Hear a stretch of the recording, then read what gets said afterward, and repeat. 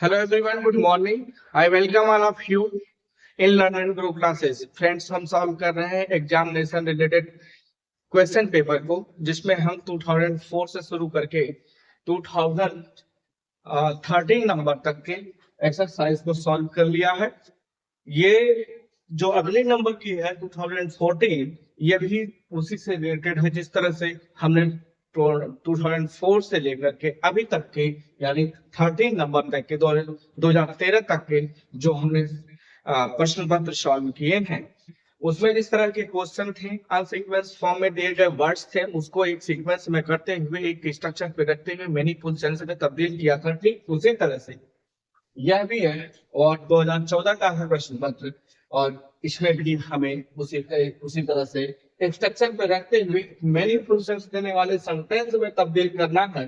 तो जो पहला प्रश्न है वो प्रश्न है, हम उसे देखते हैं कि क्या कह रहा है उसमें और क्या कर रहे हैं। तो पहला प्रश्न है, लिखा है school, not did to he go.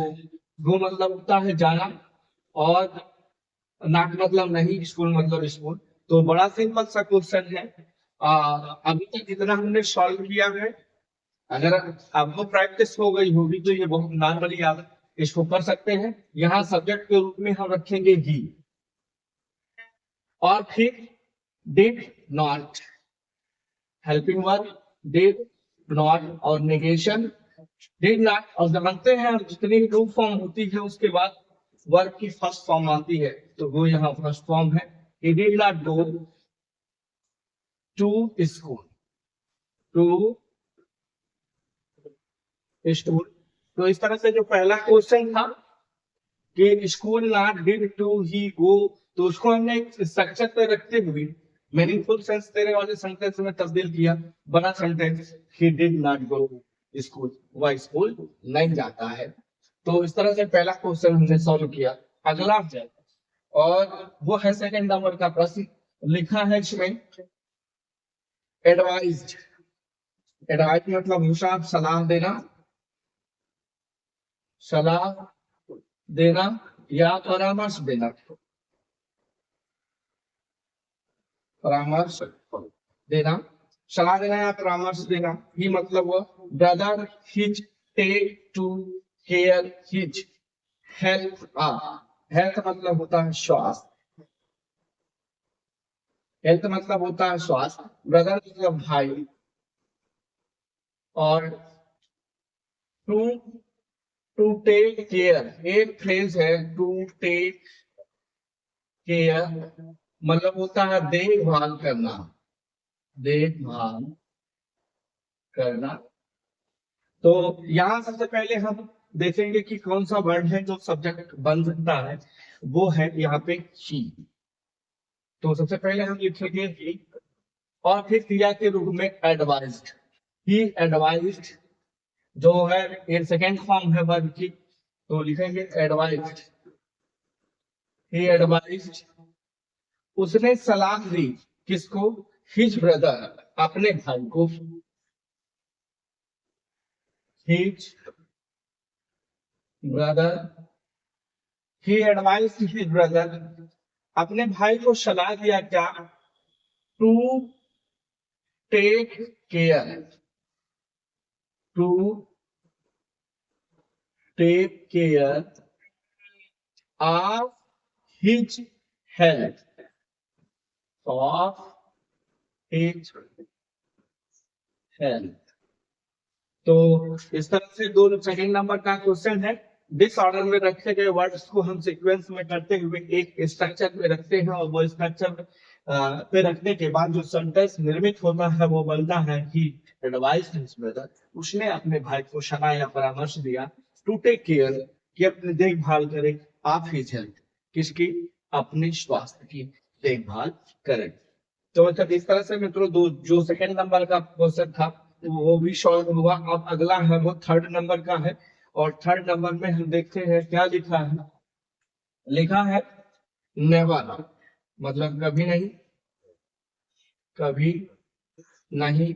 Hard, hard मतलब होता है कठिन, और गोज बेस्ट, बेस्ट मतलब होता है निरर्थक जाना या असफल जाना, वह जो मतलब कार्य, ये क्वेश्चन रिपीट हुआ है मित्रों किसी मुझे ईयर तो याद नहीं है, लेकिन ये मुझे लगता है कि 6 7 8 के आसपास किसी प्रश्न पत्र में क्वेश्चन पूछा गया और ये भी क्वेश्चन पूछा गया। हाँ, तो दोनों क्वेश्चन रिपीट हुए हैं। हम इसमें सबसे पहले एज ए सब्जेक्ट रखेंगे, क्या रखेंगे, हार्ड वर्क। क्या रखेंगे, सबसे पहले हम सब्जेक्ट के रूप में रखेंगे यहाँ पे हार्ड वर्क, हार्ड वर्क। फिर लिखेंगे never goes, never goes waste. Hard work never goes waste, कठिन परिश्रम कभी भी व्यर्थ नहीं जाता है। जो कड़ी मेहनत की गई होती है वो कभी भी असफल नहीं होती है, निरर्थक नहीं जाती है। इस तरह से जो थर्ड नंबर था उसको भी हमने सॉल्व किया। अब नेक्स्ट नंबर है, वो नंबर है 4 का, और क्वेश्चन है 4 नंबर का, और उसमें लिखा है 5 for days medicine this take regularly. तो रेगुलरली मतलब होता है नियमित,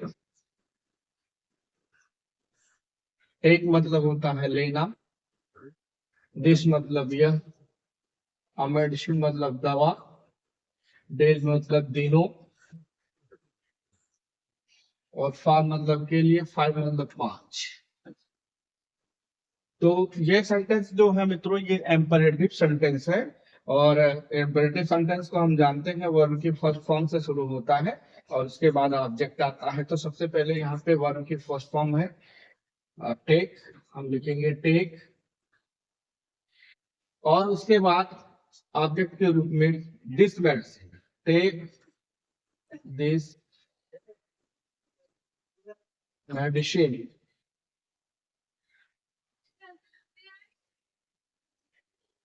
रेगुलरली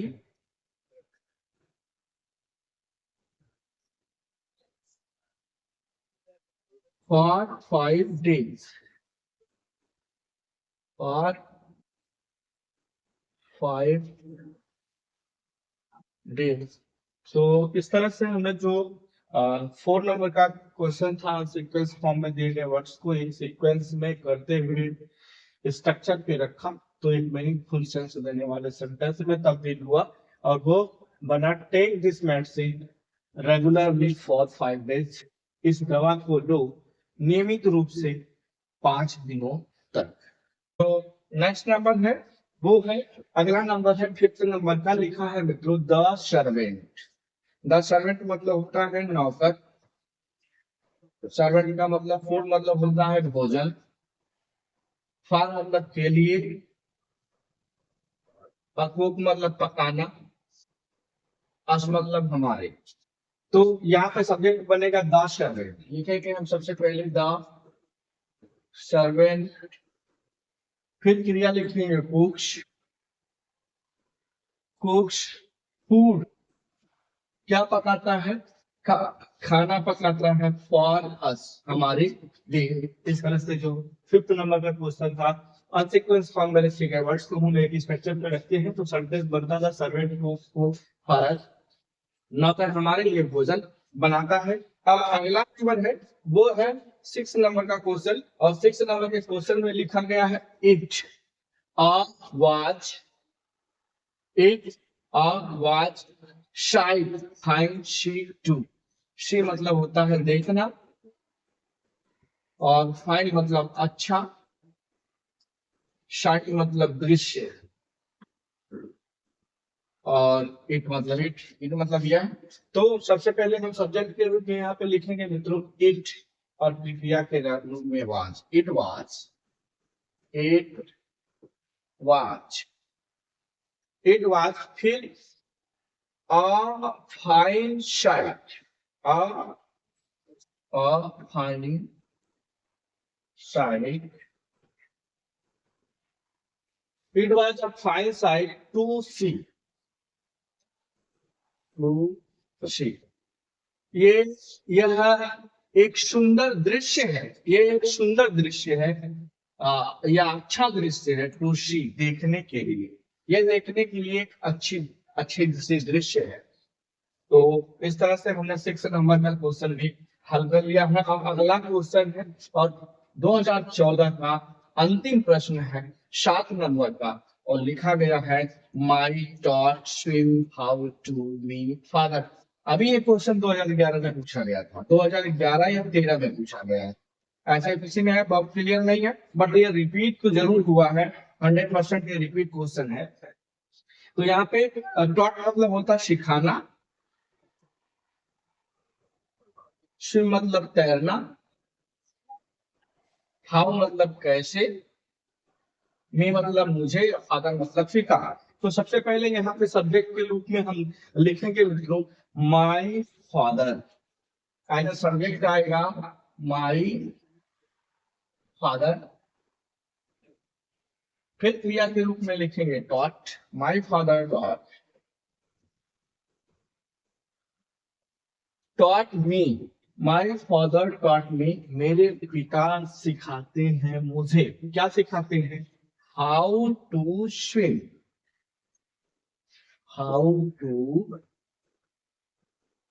स्विम, कि कैसे तैरा जाता है, मेरे पिता मुझे सिखाते हैं हाउ टू स्विम, कैसे तैरा जाता है।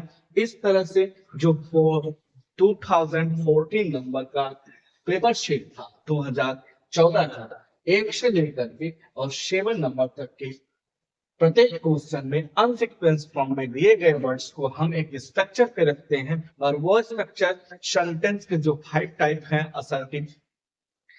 असर्टिव है, इंपरेटिव है, इंट्रोगेटिव है, ऑप्टेटिव है, एक्सक्लेमेटरी है, जो उनके स्ट्रक्चर को ध्यान में रखते हुए जब हम क्वेश्चन को पढ़ेंगे तो हमें माइंड में क्लिक कर जाएगा कि कौन से स्ट्रक्चर पे रखेंगे तो हमें एक मीनिंगफुल सेंस देने वाला सेंटेंस बनेगा। तो उसी को ध्यान में रखते हुए हमने 1 से लेकर के 7 तक के प्रश्नों को सॉल्व किया है। आई होप आपको ये क्वेश्चन और वीडियो दोनों पसंद और समझ में आए होंगे। अगर आपको वीडियो समझ में आई है, अगर आपको क्वेश्चन समझ में आए हैं, तो प्लीज इसको लाइक, शेयर एंड सब्सक्राइब करें। अगर नहीं समझ में आए हैं तो कमेंट बॉक्स में जाएं, वहां पे जो क्वेश्चन समझ में नहीं आया उसमें कमेंट करें, टाइप करें, आपको समझाने की भरपूर प्रयास किए जाएंगे। So thanks for watching video. और इसके बाद हम जो अगला प्रश्न पत्र है 2015 का, उस वीडियो के साथ अगली क्लास में मिलते हैं। तब तक के लिए good bye, have a nice day.